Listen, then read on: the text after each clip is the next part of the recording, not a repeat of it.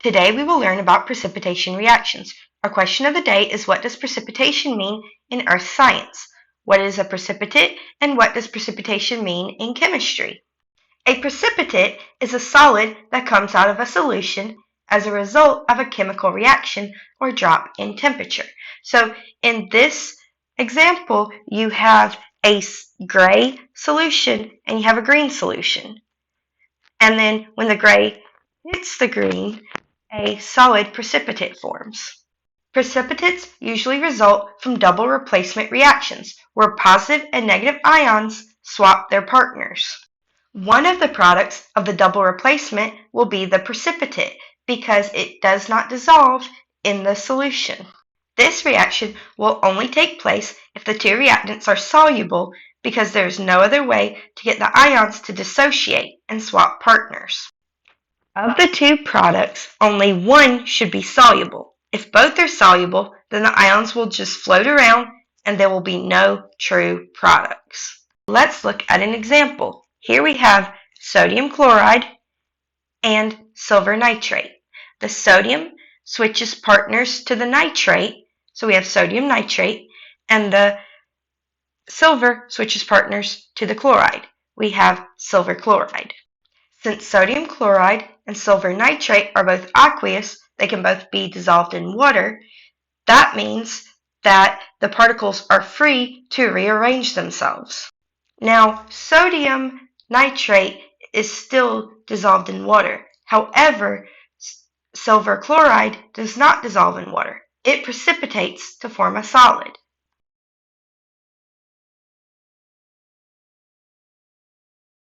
This is what your reaction looks like before everything's floating around in solution, and after. The sodium and nitrate are still in solution, but the silver and chloride are sitting on the bottom as a solid. In order to separate the precipitate from the solution, you will need to use a filter.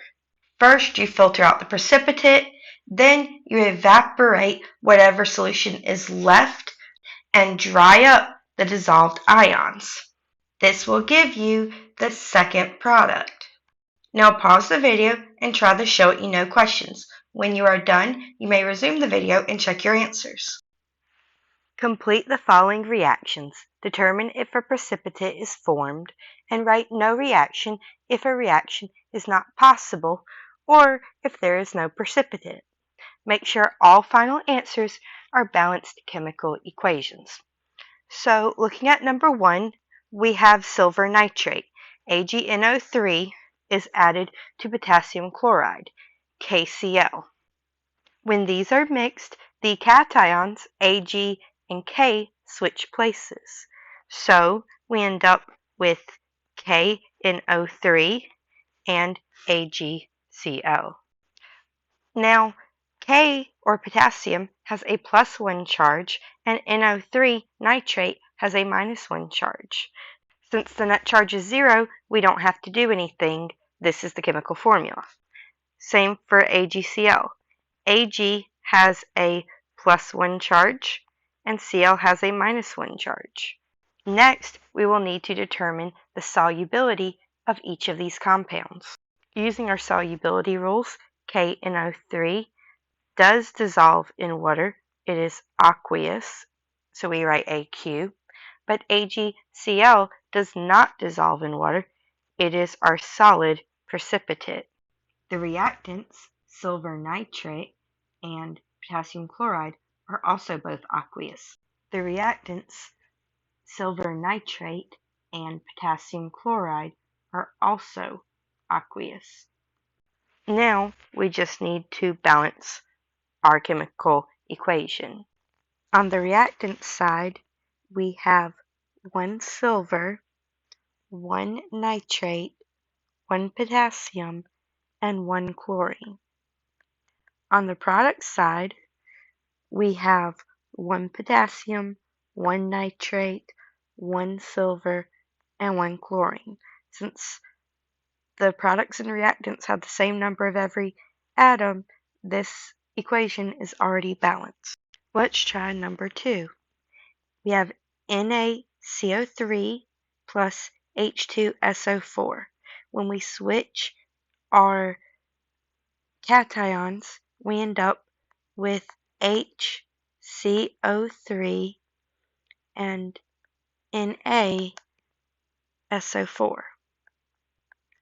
Now, we know that hydrogen has a +1 charge and carbonate has a -2 charge.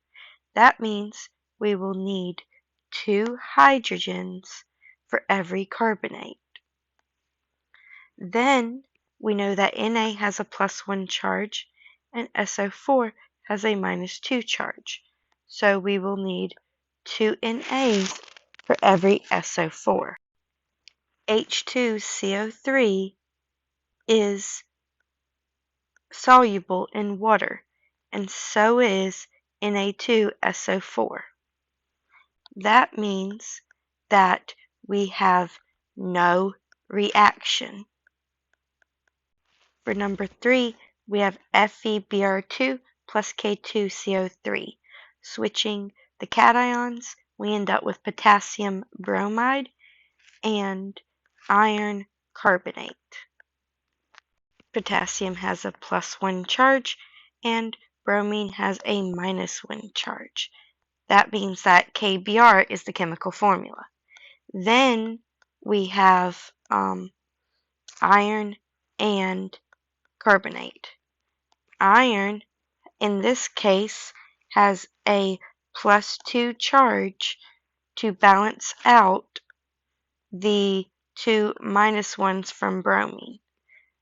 That means that we have Fe +2 and CO3 -2. This is already a neutral molecule, so FeCO3 is the chemical formula. Now we need to decide whether our products are aqueous or precipitate. According to our solubility rules, potassium bromide is aqueous. It dissolves in water. However, iron carbonate does not dissolve in water, so it is a solid precipitate. Both iron bromide and potassium carbonate are aqueous as well. Now that we know that we have a chemical reaction, we need to balance the chemical reaction. So for iron, we have one on the left and one on the right. For bromine, we have 2 on the left and 1 on the right. That means we need to put a 2 in front of potassium bromide. Now that we've put a 2 in front of potassium bromide, we have 2 Brs on the right. For potassium, we have 2 on the left and 2 on the right now. And then for carbonate, CO3, we have 1 on the left and 1 on the right. That means that our chemical equation is now balanced. For number 4, we have chromium sulfate and sodium nitrate. We're going to switch our cations so that now we have sodium sulfate and we have chromium nitrate. Looking at our charges, here chromium is a transition metal, so we need to determine its charge first. SO4 has a -2 charge, which means that chromium must have a +3 charge, so that our total charge will be 0. 2 times 3 is 6, and 3 times -2 is -6. Add them together, you get a net charge of 0. Since sodium has a +1 charge and SO4 has a -2 charge, you will need 2 sodiums for every sulfate. Similarly, since chromium has a +3 charge and nitrate has a -1 charge, we will need 3 nitrates for every chromium. Now, we need to figure out if these are aqueous or solid products. Sodium is always soluble, and so is nitrate. That means that we will not have any precipitate here, and our answer is no reaction. Now let's look at number 5.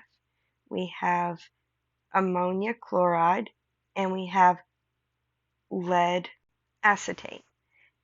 We know that acetate has a -1 charge, which means to balance two of them, the lead must have a +2 charge. Now let's go ahead and look at our products. When we switch our cations, we have lead, Pb, chloride, Cl.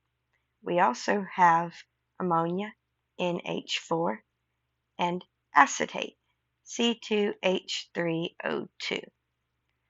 Let's look at our charges. Pb +2 and Cl -1 means we need 2 chlorines for every lead.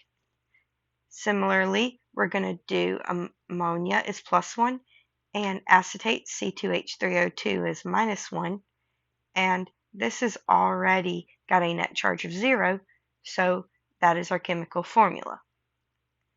Next, we must decide whether each of these is aqueous or solid. According to our solubility rules, lead chloride is solid and ammonia acetate is aqueous. That both of our reactants, so ammonia chloride and lead acetate, are also aqueous. That means that we do indeed have a reaction and we must balance it. So for NH4, we have one on the left and one on the right. It's already balanced. For chlorine, Cl, we have one on the left and two on the right. That's not balanced. So in order to make it balanced, we must put a 2 in front of the NH4Cl. That means we now have 2 chlorines, but we also now have 2 NH4s, which means the right side does not have enough NH4. So we're going to put 2 in front of ammonia acetate. Now let's keep going. For lead, we have one on the left and one on the right. And for acetate, C2H3O2, we have 2 on the left and 2 on the right. That means that this is our balanced chemical equation.